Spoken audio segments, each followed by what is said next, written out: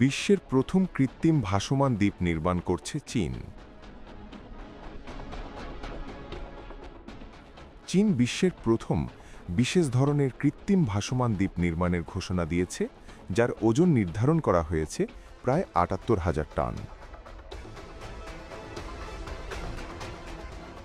দেশটির বিজ্ঞানীরা দাবি করছেন, অত্যাধুনিক প্রযুক্তিতে তৈরি এই ভাসমান কাঠামো এতটাই শক্তিশালী হবে যে এটি পারমাণবিক বিস্ফোরণের শকওয়েভ পর্যন্ত সহ্য করতে সক্ষম।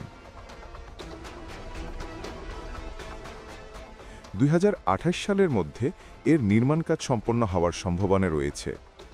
বিজ্ঞানীরা জানিয়েছেন, দ্বীপটির অবকাঠামোয় ব্যবহার করা হয়েছে উন্নত মানের মেটামেটেরিয়াল স্যান্ডউইচ প্যানেল, যা পারমাণবিক বিস্ফোরণের ধাক্কা সহ্য করতে সক্ষম।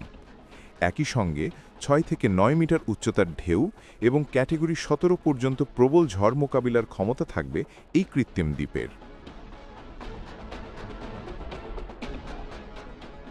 সাংহাই জিওটেং বিশ্ববিদ্যালয়ের অধ্যাপক ইয়াং ডেক্কিংয়ের নেতৃত্বে একটি গবেষক দল deep sea all weather resident floating research facility নামের এই প্রকল্প বাস্তবায়নে কাজ করছে।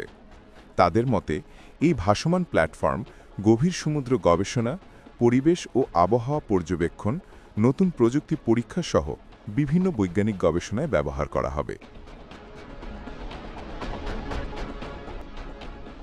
প্রকল্পের আরেক নেতৃত্বদানকারী গবেষক লিন ঝংকিন জানিয়েছেন, ২০২৮ সালের মধ্যে সম্পূর্ণ নির্মাণ কাজ শেষ করার লক্ষ্য নিয়ে তারা এগোচ্ছেন।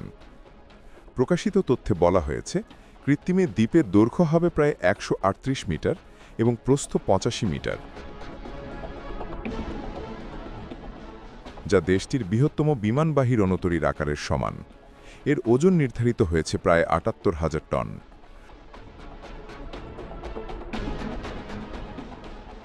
সমুদ্রপৃষ্ঠ থেকে মূল ডেকের উচ্চতা হবে ৪৫ মিটার।